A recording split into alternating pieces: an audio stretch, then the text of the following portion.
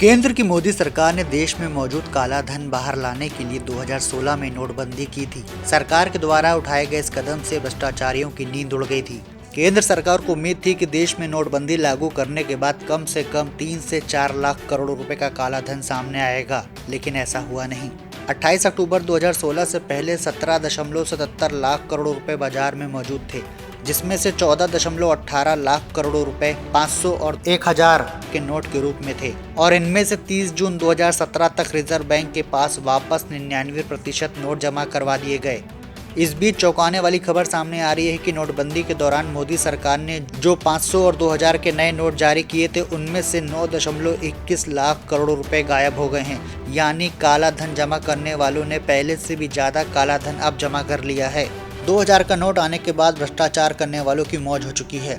Reserve bank of India की report के अनुसार 2016-17 से लेकर 2021-22 तक 500 और 2000 के कुल 6,849 करोड़ करेंसी छापी गई थी। यानी 2000 और 500 के 6,849 करोड़ नोट छापे गए थे, लेकिन उनमें से 1680 करोड़ नोट बाजार से गायब हो चुके हैं, जिसकी वैल्यू 9.21 लाख करोड़ रुपए है। रिजर्व बैंक की रिपोर्ट में बताया गया है कि इन गायब नोटों में वो नोट शामिल नहीं हैं जिन्हें खराब हो जाने के बाद नष्ट कर दिया गया है। इस सनसनीखेज रिपोर्ट के सामने आने के बाद मोदी सरकार की नींद उड़ गई है।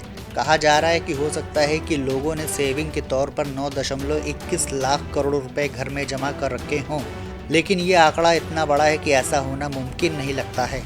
पिछले 2 सालों में प्रवर्तन निदेशालय यानी कि ईडी की छापेमारी काफी बढ़ गई है और इस छापेमारी में लगातार बड़े स्तर पर काला धन सामने आ रहा है।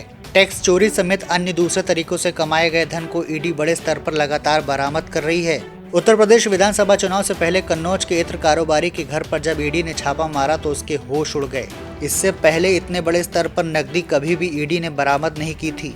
इत्र कारोबारी पीयूष जैन के घर से 197 करोड़ रुपए बरामद हुए थे, जिसे एसबीआई में जमा कराया गया है और इस काले धन पर प्रति घंटा 7,421 रुपए ब्याज मिल रहा है। भ्रष्टाचार की सबसे बड़ी जड़ 100 रुपए से ऊपर के नोट हैं। मोदी सरकार ने 500 और 1000 के नोट बंद करके भ्रष्टाचार करने वालों को बड़ा झटका तो दिया, लेकिन 1000 की जगह 2000 का नोट लाकर भ्रष्टाचार करने वालों की ही मौज करवा दी। रिजर्व बैंक 2019 से ही 2000 के नोट की छपाई बंद कर चुका है और बाजार से 2000 के नोट अब करीब गायब ही हो चुके हैं, लेकिन वो नोट बैंक नहीं पहुंचे हैं।